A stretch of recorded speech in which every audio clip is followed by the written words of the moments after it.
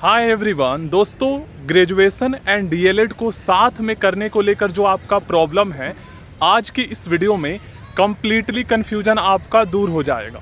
बहुत सारे स्टूडेंट ये पूछते हैं कि सर हम इग्नू से अभी हम बीए कर रहे हैं, बहुत सारे रेगुलर कॉलेज से ग्रेजुएशन कर रहे हैं, अगर वह चाहते हैं कि साथ में हम डीएलएड कोर्स भी कर लें, तो ऐसे में आपको पता है डीएलएड एंड ग्रेजुएशन साथ में हो जाएगा, सेशन भी साथ में हो जाएगा।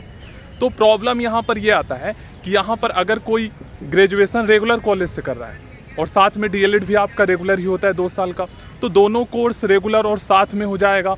तो ऐसे में आगे जब आपका 1 to 5 प्राइमरी टीचर में सिलेक्शन होगा तो उस टाइम पर डॉक्यूमेंट्स वेरिफिकेशन होता है, तो क्या आपका चेक तो नहीं होगा, क्या वहाँ पर आपको बाहर तो नहीं कर दिया जाएगा 1 to 5 से कि आपका दोनों कोर्स रेगुलर है तो आपने कैसे किया, जो कि पॉसिबल नहीं है।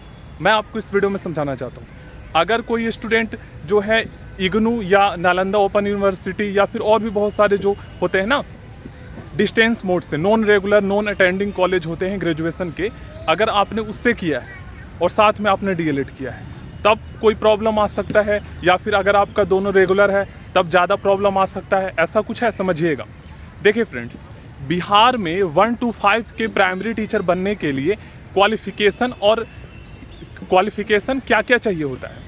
देखिए, जब आपका 1 to 5 में सिलेक्शन हो जाएगा तो उस टाइम पर आपसे क्या डॉक्यूमेंट्स मांगे जाएंगे। आपका क्लास 10th का सर्टिफिकेट और मार्कशीट, जो कि आपका डेट ऑफ बर्थ और आपका नाम का स्पेलिंग चेक होगा।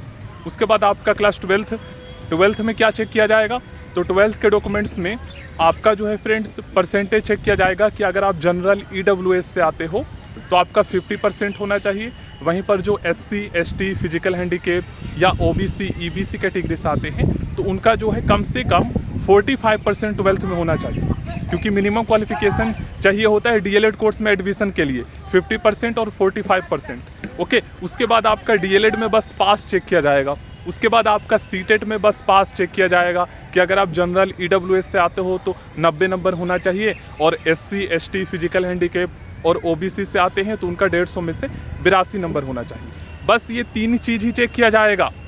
प्राइमरी टीचर बनने के लिए ग्रेजुएशन नहीं चाहिए होता है। तो ग्रेजुएशन अगर आप रेगुलर से भी किए हो ना, रेगुलर कॉलेज से भी अगर आपने BA BCom BSc किया और साथ में डीएलएड किया है तो भी कोई प्रॉब्लम नहीं आएगा 1 to 5 प्राइमरी में। लेकिन अगर आप 6 to 8 के भी टीचर बनना चाहते हो तो 6 to 8 में आपसे 2 और डॉक्यूमेंट्स चाहिए, सीटेट का पेपर 2 और आपका ग्रेजुएशन, क्योंकि 6 to 8 के टीचर बनने के लिए ग्रेजुएशन भी चाहिए होता है। डीएलएड वाले भी बन सकते हैं डीएलएड के साथ। तो ऐसे में अगर आपका ग्रेजुएशन, दोनों ग्रेजुएशन भी रेगुलर था और साथ में डीएलएड, तो ऐसे में फिर आप फंस जाओगे। फिर ऐसे में आपको फिर से ग्रेजुएशन करना पड़ जाएगा, क्योंकि दोनों रेगुलर नहीं होना चाहिए।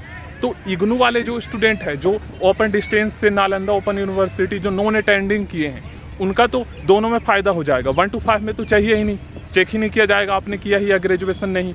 लेकिन 6 to 8 में जब चेक किया जाएगा तो आपका एक डिस्टेंस ओपन मोड से रहेगा और दूसरा जो है आपका रेगुलर होगा, तो कोई प्रॉब्लम नहीं आएगा। ये आपका वैलिड है, तो इग्नू वालों को तो फ़ायदा हो जाएगा। लेकिन जो रेगुलर है उनको कोई नुकसान नहीं है। आप चाहो तो फिर से ग्रेजुएशन कर लेना। आप जब तक 1 to 5 के प्राइमरी टीचर तो बन जाओ, क्योंकि 1 to 5 में तो चाहिए ही नहीं ग्रेजुएशन, तो चेक ही नहीं किया जाएगा।